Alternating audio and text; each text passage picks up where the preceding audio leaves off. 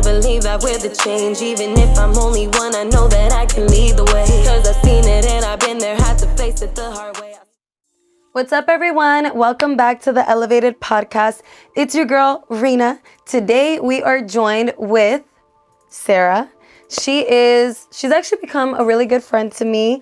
She's also became one of my clients. Also is the owner of Trilogy Sound Studio. We've been working on a lot of different partnerships and events with her company and the Elevated brand as well. I'm sure you guys may have seen some of those things, but very excited to have her here today. She is a young, successful, beautiful entrepreneur, music artist that's really serving a huge impact in our community right now for different artists and creatives in the area that are trying to take things to the next level. So make sure you guys stick around. We're going to be hearing a lot from her. Sarah, take it away. How are you feeling today? Oh, thank you so much, Rena, for having me on and for the kind introduction. Of course. I appreciate it. I'm feeling great.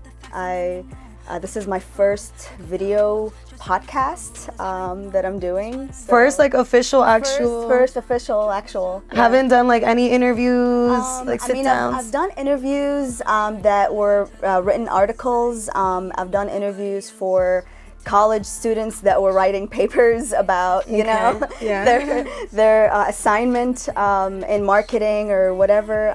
But yeah, this is my first official one. You're putting me on the spot. Well, thank you for joining.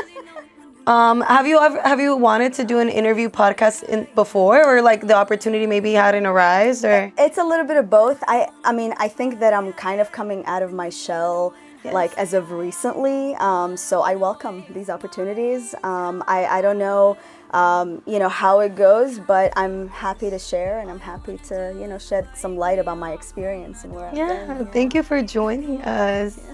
So with all that you are doing now, I kind of want to get into.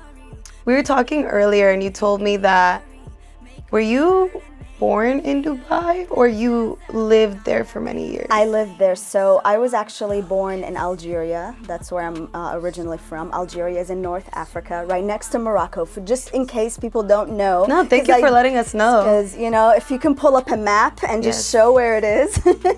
So both your parents are from Algeria? Yes, both my parents are from Algeria, and I was born there and moved to Dubai when I was 3 years old. My dad got an opportunity to work there, and then we moved as a family and lived there for 15 years. That's my upbringing. So my first language is Arabic, and I started kind of learning English as a second language in school. And when you were in Dubai? When I was in Dubai, yeah. Because your English is like, you would think it is your first language too. Thank you. Yeah, so that's pretty awesome. Okay. It's I had an accent a while back, but now I guess over the years, it kind of washed away a little bit. But I do speak Arabic. I sing in Arabic as well. I'm starting to incorporate my native tongue into my music. That's awesome. So yeah, I moved to the U.S. in 2009. The rest is history. It's been a crazy journey with my sister and my mom, kind of moving to a brand new country with a different language, different culture, different idea of what life, could be, and how we can build it for ourselves. So you guys, it's just you, your mom, and your sister? Yeah. Your dad? So yeah, my parents got divorced the same year. Actually, we moved to the U.S. And that was the year also that I graduated high school. So it was like bam, bam, bam. Wow. Yeah. That sounds like a lot. Yeah, 2009 was a crazy year for me. And I was very angry. I was So it was your mom's decision? She was like, girls, we are packing our things and we are going to America. Yep. Wow. Yep. And you guys kind of just had to just take it on the chin and just roll with the punches. Yeah. Your sister is 5 years younger than you, no? Mm-hmm. Yep. Similar to me and my sister. Yeah. Yeah, we have the same gap. So what was that like? So you came to America. Completely, and you were already 18? So 17. I was 17 when we landed, and I had no idea what I was going to do because I had plans to go to college in Dubai. Now all of a sudden, I'm here in Virginia, I didn't know what I was doing, but we got some guidance, from my mom's company, and we had some resources. So basically, I ended up applying to Nova, and I was there for 2 years. I took liberal arts because I didn't really know what I was doing, and then I transferred to George Mason University, and I majored in communication and business and media. Really, like I minored in media. So and kind of like from there, like life just kind of started to move forward, and different things started to happen, and it was kind of crazy. So I know that this whole thing with the music, the studio, it's very new and recent for you. But you are someone who I can see like you've dedicated full-time energy into this music thing, even though people would say that it is freshly new because it's only been 2 years. There's people that have been doing this for 10 plus years and aren't able to amount to all the things you've been able to do so far. To be quite honest, it's very inspiring. How would you say going from college, taking that corporate route? You told me you were successful within your corporate realm, like the job and everything that you had. You were traveling a lot, but something just wasn't fully there. Like you knew that you wanted to fall back into music, or was it music that was missing? Like, did you pinpoint that it was music, or was it just like, this just isn't it anymore? Where did that shift happen? I think it was the music. It always goes back to the music for me. When I was a young kid, I was always singing and running around with humming things. And then when I was, I think, like 13, 14, I begged my mom to get me a keyboard. And I took music lessons for a little bit, but I didn't have the capacity or the patience to stick to it, because I was also I was a nerd in school. I actually loved school. Really? Yeah.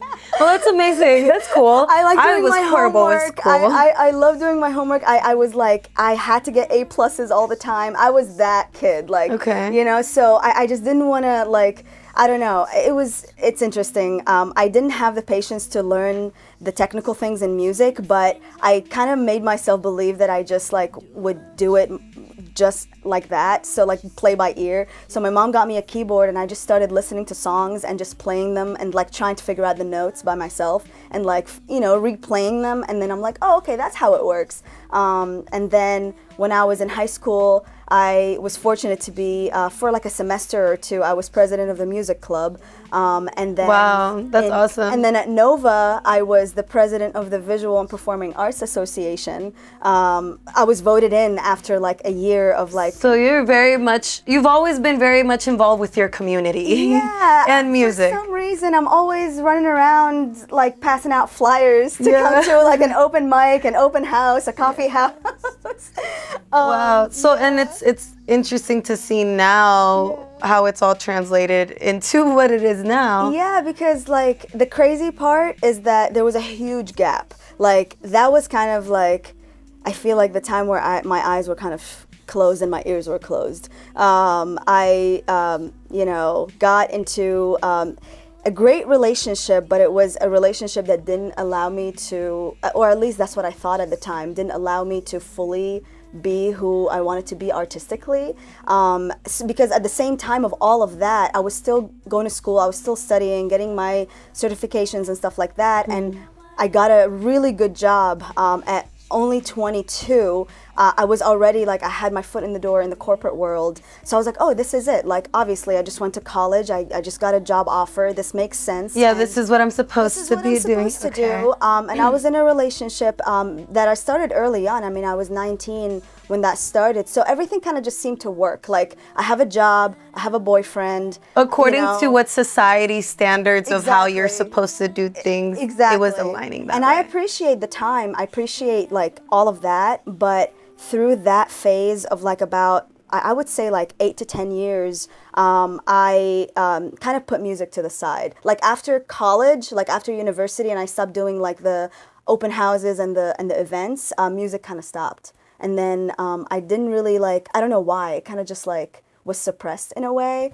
And I wasn't encouraged to go after it. So yeah, I became completely, totally corporate, like just pragmatic, getting things done, moving up in the ladder in my career, which Yeah. was great because I did get to see a lot. I did get to travel and meet a lot of really cool people, work with important people. But yeah, I was. How would you say that your circumstances throughout those years, when we really think about it, it is society was telling you that these are the standards that you should be following, and that's what felt right for you in that moment.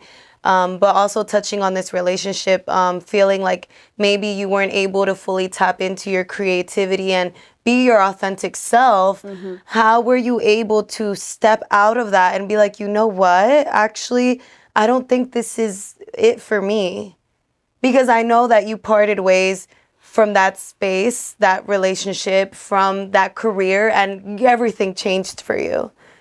When would you say that moment hit you? And I ask you this because I've gone through something similar. I'm sure other people that are watching may have gone through something as well, where they might be in whether it be a relationship, a career choice, a place where they feel like this isn't fully fulfilling me, and I could be making 6 figures, 7 figures. I could have this love, but at the same time, something is not clicking. So you just took me back with that question to a moment actually in time that I do recall very clearly. I think I was very depressed for a while, and I was not able to like just get myself like out of bed, out of, like just out of it, out of my head. And something clicked one day that I wanted to go on a solo vacation, a solo trip. My ex at the time was like, wow, like, what are you doing? Like, are you going to really go somewhere by yourself, for a week? I was like, yep, I'm going to do that. So I booked a trip to Costa Rica. And I went there for 1 week by myself for the first time. That was the first time I'm traveling by myself, going somewhere, like not knowing anybody there. Have you ever traveled on your own before this? I have traveled on my own, like going to see family or like, going somewhere for like a business trip or something, but not on vacation or like a retreat. Just me time. Just me time. Okay. It was very intentional that it was like I hit such rock bottom emotionally that I was like, you know what? I need to take myself out and go somewhere. So I went to Costa Rica, and like that's where I discovered like meditation and yoga and kind of like looking inwards. And there was a day where like in the middle of like, like near the beach and everything, it was like raining, and I cried a lot that day. And that's the day I realized I was like, in order for me to be anything other than what I am right now, something has to change. And if that thing is not coming from the other side, I have to be the one that makes that change for me. And it was very deep for me because I was engaged. And wow, I did not even know you were engaged. I was engaged, and I really do feel like everything happens for a reason in your life. Absolutely. And I do appreciate the time, and that relationship, because it did bring me to that point where I realized that there's something else, beyond this part of my life. So I came back, and, obviously, things don't just happen like that. The months, kind of went by, and then the circumstances, the same patterns were happening again. And yeah, it was probably one of the hardest decisions of my life, to do that. But as soon as that happened, I was taking a yoga class, and I was at the very end, just like, at Shavasana, it was like, bing, I need to write a song. And that's what really just changed my entire life completely. I started like, thinking about like poems that I used to write, and then somehow melodies started to pop in my brain. And I had no idea how to make music at this point. I was disconnected from it. I didn't learn music production. I didn't have a keyboard anymore. But you just had so much you needed to say, and this was your way of expressing that and letting it out. Yeah, and then I wrote Pretty Wings. Pretty Wings was my first song that I ever wrote and that I ever released, and I was 26 at the time. So that was first time I ever made a song. And part of me's kind of like, damn, like you waited so long to do this, you know? But like you said, everything happens for a reason in the way that it's supposed to. Eddie has his hand up. What's Yes, up? please. Anecdote time, okay? You said what? Anecdote time. Anecdote time. We were working at a store together, complaining about our limitations in our relationships that we had at that time. Can't believe it. How much we really wanted to be making music, because I was also doing music. Amazing singer. Did I actually say that? I wanna- Do you remember me saying Sorry, guys. I do want to. some parts of that, like No, I'm like- blanking on that phase. I want to interject right here, guys, because I want to let the audience know Sarah and Eddie actually came in contact again at my video shoot that Eddie was filming for me. And I just literally, I called up Sarah and I was just like, hey, love, like I'm having a video shoot. Like, do you want to be a part of it? We weren't even like, obviously our friendship has developed. And like, we were very much still like kind of surface level, like getting to know each other. Like, and I was like, yeah, come out. Like, it's going to be fun. First of all, she was late, but it was fine because it was funny. Fashionably It was late. funny because like you come in and you're like, Eddie? And I'm like, wait, hold up. You guys know each other? That was a mind fuck. Because was it's a crazy huge how mind life it's crazy how life comes full circle. Right. But it worked out perfectly. Like even like just how you came in and like just catching up and everything, and then I late to the party, you know? late, nah, it was cool. It was a vibe. And then you guys have came together. Now, like, what's crazy is now we're working on so many projects collectively, all of us together. And this is what I mean by the universe is always working in your favor, doing things for a reason. Guys, this story that you were just sharing, Yeah, yeah. you guys used to work together. Right, yeah. Y'all worked at Cricket. We're not doing Yeah. music or anything what we're doing now. Nope. I was in Like, for school. me, I had to quit music because of my relationship I had then. You know, and I focused solely on to just making money at that company, just working. I used to tell her, go record a song, go do it. But I don't know, might do this, and like she would always talk about all these limitations in her life, Ah, yikes. you know, and how unhappy she was on the deeper level. Or aside from how it looked on the surface, because like everything was going well for her, you know, like she seemed to be going up, right? That's what's crazy is like you really never know what a person may actually be facing and going through deep inside. Yeah. And you see, sometimes you have to make decisions like those, because I was faced with that same as well. Yeah. I was faced against a wall myself. And look, I'm here. This is you're crazy. There, I don't understand. right? So But I do kind it's of. just one decision. So away. how many years had it been? Because when we were at my video shoot, I was like, wait, hold up. How many years had it been? It's been years. 10 years. 10 years? Y'all worked More. together 10 years ago? No. 11 years. It was No. It was 2010. When Yeah, you guys were at Cricket? 2010, 2011. Yeah. And I think that Yeah. it Yeah. was a point where you went away. Yeah, I mean, I was It's 19. such a small world. I was 19, 20, yeah. I was 10, 21. yeah. 10 years. So, And now- we were At like least. But now, frozen in the studio. But- Frozen like, yo, like I wish I could be in the studio making music right now, man. I had not been in a studio like at that point, like, you know, thinking about music or anything like that. Like it was crazy. I actually had one of the arguments I had with my ex at the time. Like I got approached by a producer at school, and I think I performed something at like the open house or something, and producer came and he's like, oh, I like your vocals, like, you know, maybe we can collab on something together. And that was the first time like a producer like ever approached me. And then I, you know, called my ex and I was excited. I like, know, I was hey, going to say, you were probably so excited. yeah, I was like, yeah. And he actually sent me a track, and like I was like playing it in my room and like, you know, kind of thinking about stuff, and then like talked with my ex, and he was not excited about it as He much shut it as I down. was. Yeah. He shut it down. He's like, oh,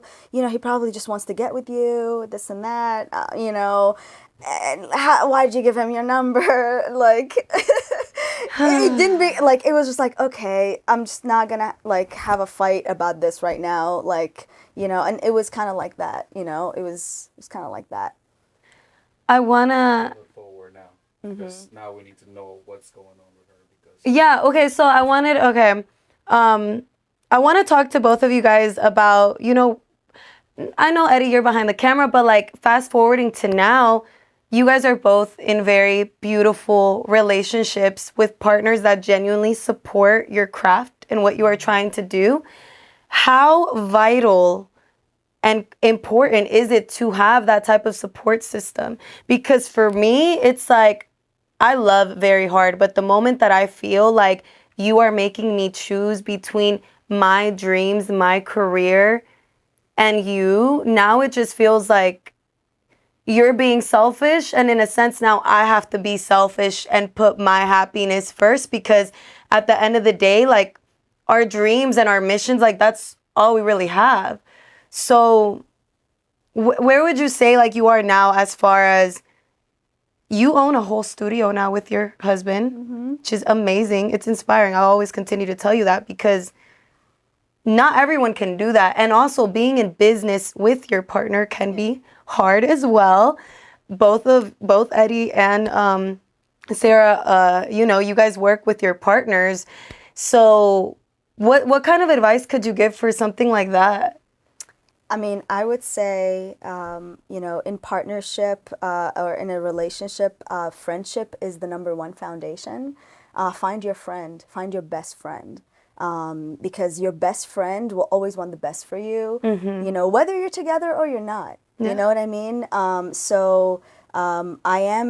It's crazy. This year was crazy. I got married this year in February. So yesterday was our 8-month anniversary being married. Congrats. And we're That's going amazing. on Happy anniversary. We're going on 4 years of being together now, and having that support is, I can't describe it. It means the world. It means the world. Yeah. it will not come to you unless you continue to be true to yourself, because the universe is gonna throw the universe is gonna test you with, oh, you want this, let me see if it's It's a true. test. Mm-hmm. Yeah. Oh, you overcame that, you're getting closer. Let's see, until you actually find like that guy that's waiting for you, like miles ahead, to actually get closer to where you're trying to go. I didn't meet Aaron if I didn't go after my music dream. Yeah, Like, you met him through the music. I met him. I wouldn't have met Carla if I didn't go after this. Yeah, you met her through filming. Listen, I was working Mercedes-Benz $80,000 a year. That could have been your end goal. You know, I'm cool, making 80K. I'll climb up the ladder. I wanted freedom. Eddie said, no. I wanted to work on this. I wanted to tell stories. That's it. Yeah. It's a different type of purpose. Yeah. I love that for you guys. Thank you. Thank you. It's amazing. What about your studio? Studio. Yeah. Yeah. So now, being the owner of your own studio, I want to ask, so you're going into your third year of owning this studio now. Yeah. How did you open up and mind you, I've gone to a lot of different studios and I love your studio. Like, I could literally pop up and just like vibe and just like film stuff. Like, you guys have done a great job at it. And I know that you're very specific about how you do things. You're very big on the quality of things. We're very similar in a sense of like, for you, you don't really care about how big a person may be, or like, just like certain things that other people may care about. Like, for you, like you know your mission, you know your intention, and you're very true to that intention. Thank you. So I wanna touch on that. Cool. Yeah, sure. The studio life is something that I'm, still unraveling, still trying to figure out. It's not easy to just step into the music industry. We only see it from the outside as consumers, but when we step into the back scene, behind the scenes, it's a whole other monster. I didn't just become a studio owner out of nowhere. I mean, there was a lot of circumstances and things in the background, but I'm fortunate to have an amazing partners team. We are four owners of the studio, my husband and I, and Russ Wallace and John Kyle, and my husband is Aaron Wallace. So it's a family business, and it kind of evolved organically over the last couple of years, but it didn't really have a clean slate of a start. We actually took over an older studio that was in the same building, and we rebranded the entire studio. The previous brand, had some challenges, and it was also in the midst of the pandemic, like COVID-19, and also a lot of studios in the area during that time between 2019, 2020, 2021 actually shut down or moved to other areas. So we were actually seeing like kind of what was going on in the industry, and also how musicians were hurting, like, no live gigs anymore, like, revenue sources for musicians kind of dwindled. Everybody's staying inside, so people had to get creative. So I think I would say through divine intervention, through fighting through the adversity. Fighting through diversity, our collective passion to actually create a community actually brought Trilogy to life, and it was not just the four of us of our team. Actually, our team in its entirety, every single person that has been with us from the beginning till now, and the people that are not with us anymore, everybody had actually a role in what a Trilogy is still becoming.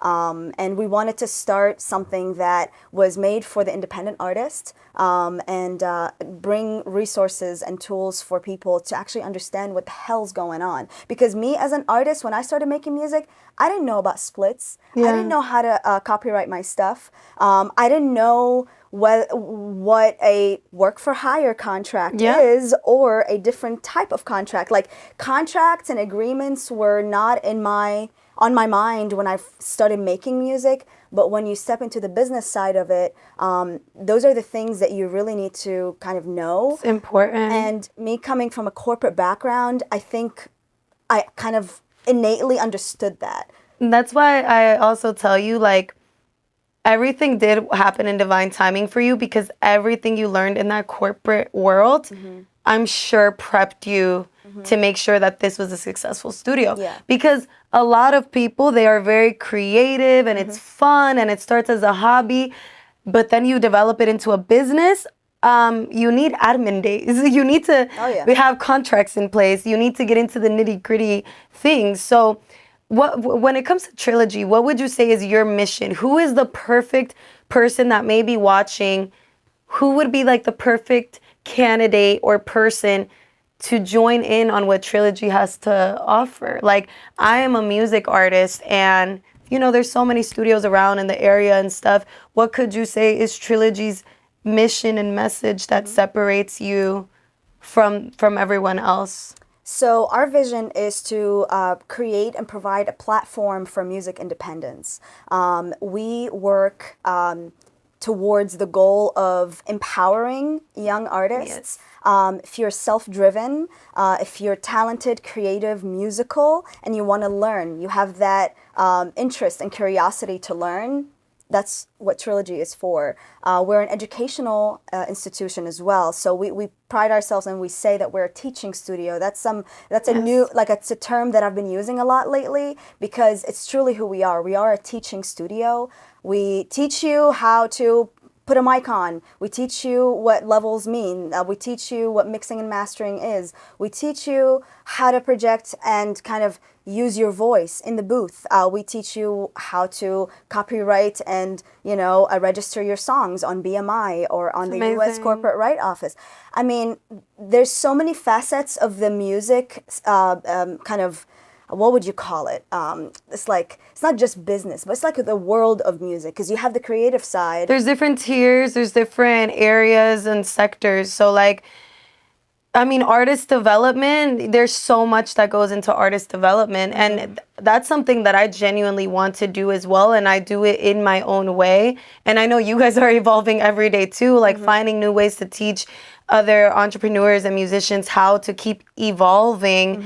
It definitely can be a lot, but I appreciate what you guys are doing, because I always say this, we don't have enough platforms like that. There's a lot of gatekeeping in the industry.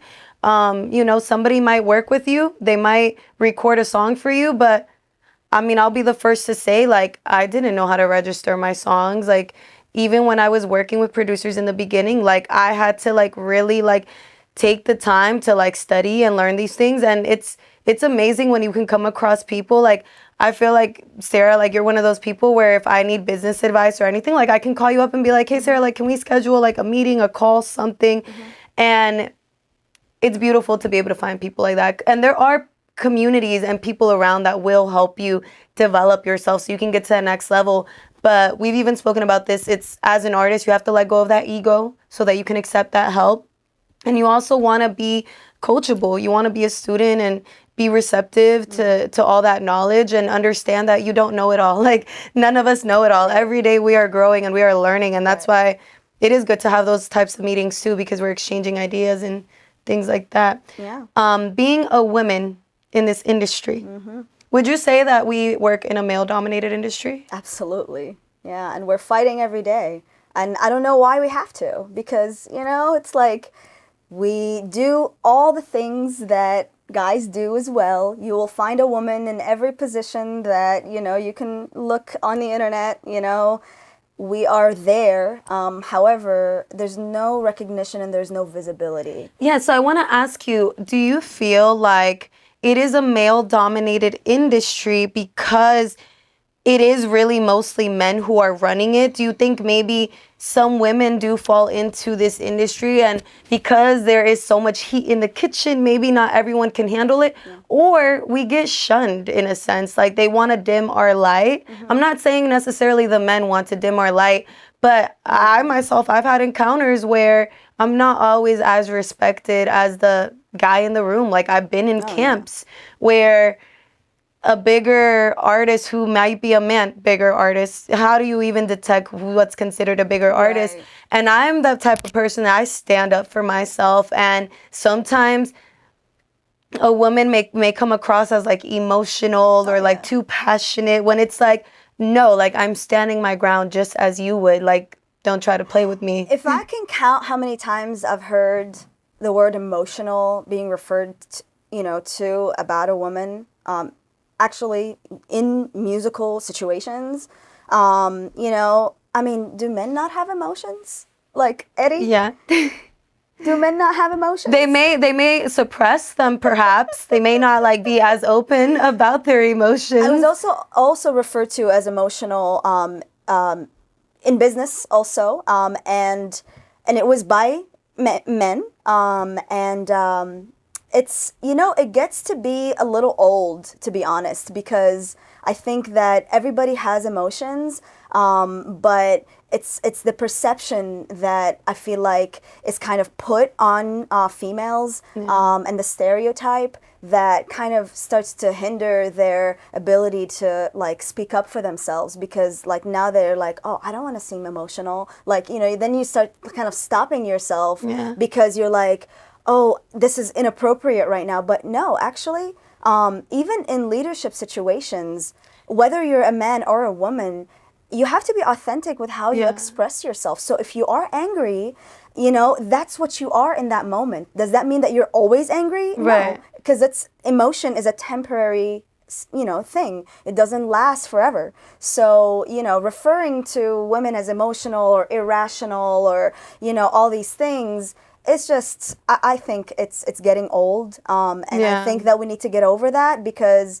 everybody has emotions, and it's just, it's how you go about it. Some I've experienced men that have made that comment, but have expressed their emotions in different ways, by being passive aggressive or by being disrespectful. That's also a show of emotions. And that's what I'm saying. So when people are passive aggressive or disrespectful, it's because in a sense they may have suppressed those emotions, and rather than being true, they may have suppressed those emotions, and rather than being true and authentic and genuine with what they want to say, whether it be man or woman, and we might all be guilty of this. Sometimes it's like, even with like friends, it's like, just say what you need to say. Like there's no need to beat around the bush and be passive aggressive. And that's what I mean by like, it's just about being transparent. With like us being in the industry as women, I've had my own weird experiences and stuff too, but I try to combat that and fight it by just being as equal and fair as possible as I can. I've been called a prima donna before, different things, but that just like came to my mind because I'm like, I'm very firm on what I want and I'm very direct about those things. How would you say like finding that balance? Like, because I know you've had your fair share of experiences. How do you handle situations like that? Ooh. Okay, well, I'm thankful that I, can express myself also through music. So I put my emotions into my songs. So you don't always react with the person, you're saying? Like if somebody speaks to you a certain way or makes you feel a certain way, would you just like maybe create distance from this person? I'm not perfect, and I'm still trying to figure things out on how I go about things, but I really, I don't like to burn bridges, and I don't like to, disrespect anybody or say something to somebody that I wouldn't want to be said about me or to me. I've gone through tough situations, tough conversations, of course. There were heated moments. There were kind of confusing moments too. But at the end of the day, I always try to work on how I approach things. And if I can do it better the next time, I would. I would say that, I've been taking my time more lately when I encounter difficult situations. I take my time to reflect on it. And if I'm ready to address it, I address it. And if I'm not, maybe I just still need to take time. I love that you said that, because not every encounter deserves a reaction. I believe that's a quote I picked up from somewhere, but it's very true. And that's something that I've worked on as well within my relationships and partnerships. It's like, it's okay to just be like, you know what, we can sit on this and we can, touch base again later about it. Because especially in business, like, we had this conversation too, where it's like, you don't want to move any emotion, to be honest. As creatives, we're very passionate and very sensitive to our craft, but the business side, you do need to move with logic. So sometimes it's like taking that step back and, working on mindfulness so that you can deliver the right response that's appropriate for the whole collective, and not just like, I'm angry right now, you disrespected me, like, I'm definitely with you on that. And I just think that, like, if you're going to a higher place, you have a higher purpose, you have a higher self. Everybody's got their higher self that is basically saying, you can do better, you can do this, you can, enact or like do just better for yourself, rather than get stuck in these moments, and move forward. And also in business, I think that you do have to, look at the different variables in front of you, and it's not like personal, because there's other things going on, like beyond yourself in the business. You have relationships with other, with other artists and creatives. You are, bringing different pieces together, creating something as a group. So, you kind of have to put that also in perspective. Definitely. That it's not just about, that's what I think. It's like whatever I'm doing with the studio, it's not really about me. What's about me is my music. That's my space. That's my freedom. That's, my music is very emotional, actually. I do write from a place of truth that I've reflected on myself.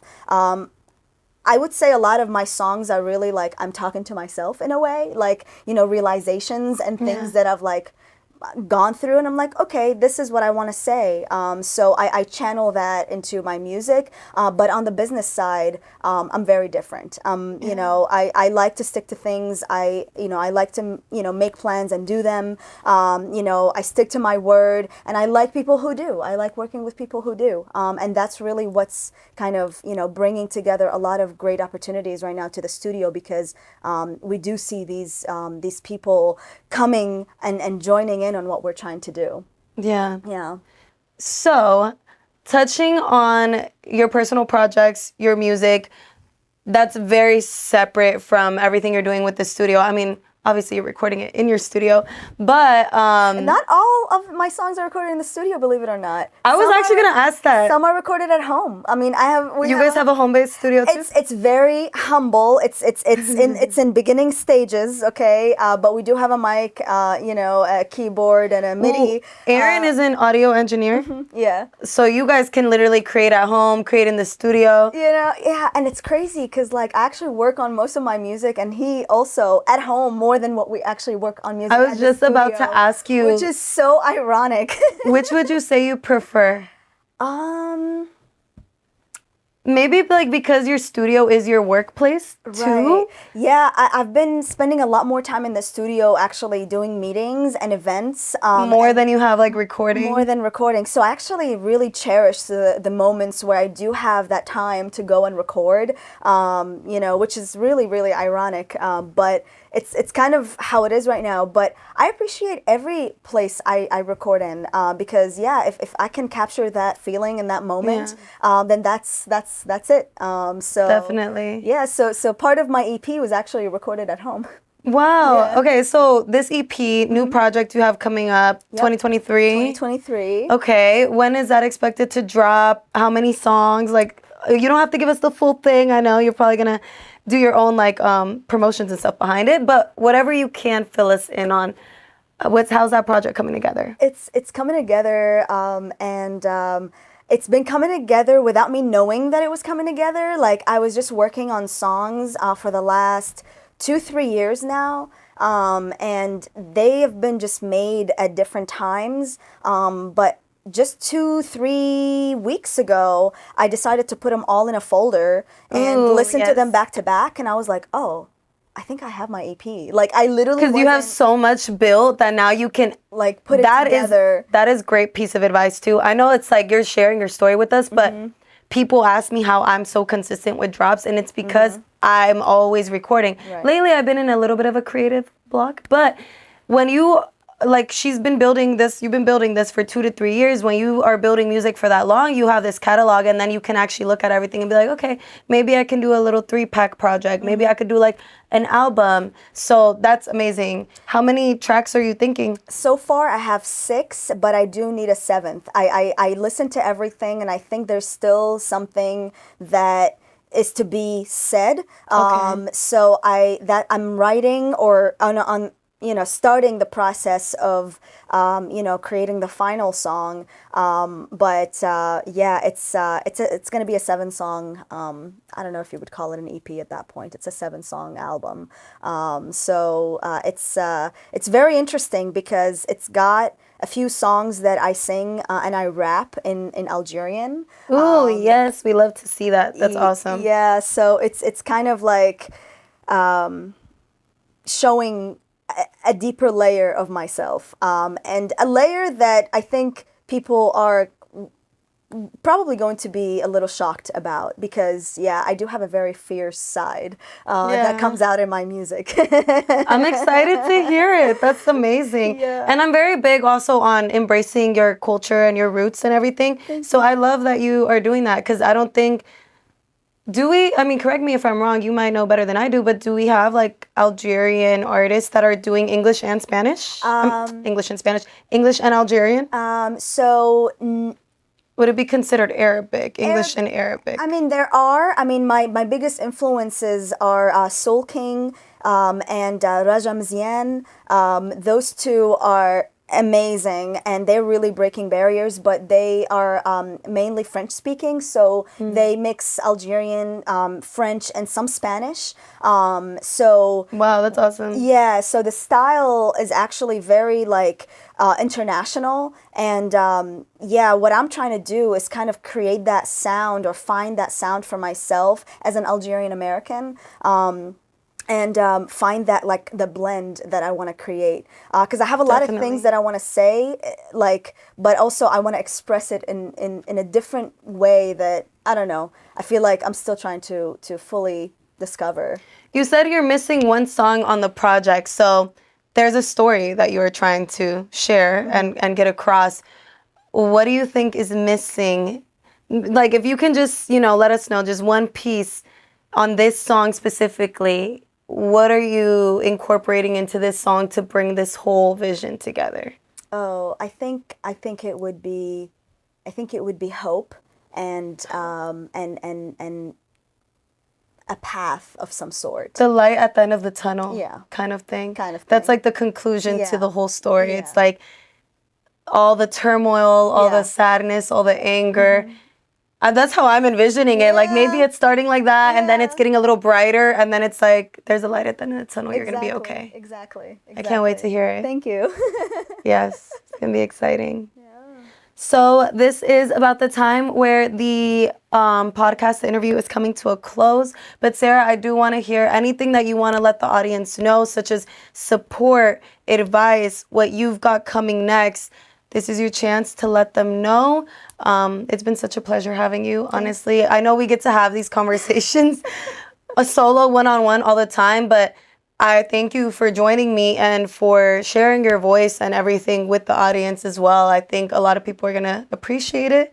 So thank you. Yeah, if there's anything that you'd like to close out with, go ahead and share that, your projects, your handles, your IG, TikTok, all that good stuff. Thank you. Yeah, thank you, Rena, for having me. This is really an amazing opportunity for me to even just sit down and reflect about what's been going on in my life. And I really appreciate that.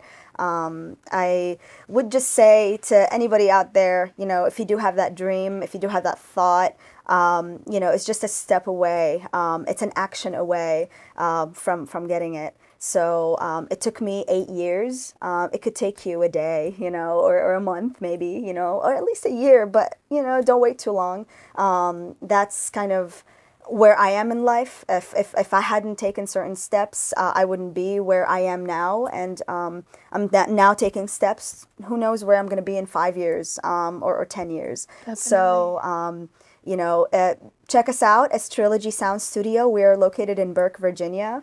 Instagram at Trilogy Sound Studio _. And my handle is at Sarah Benrazek. We'll tag it all right here as well. Thank you. So yeah, if you are ever in the DMV area, I know we have listeners from different cities, but if you are ever in the Washington, D.C., Northern Virginia area, they are located in such a prime spot. Definitely check them out. Quality service, quality sound, beautiful space. Make sure you guys come through.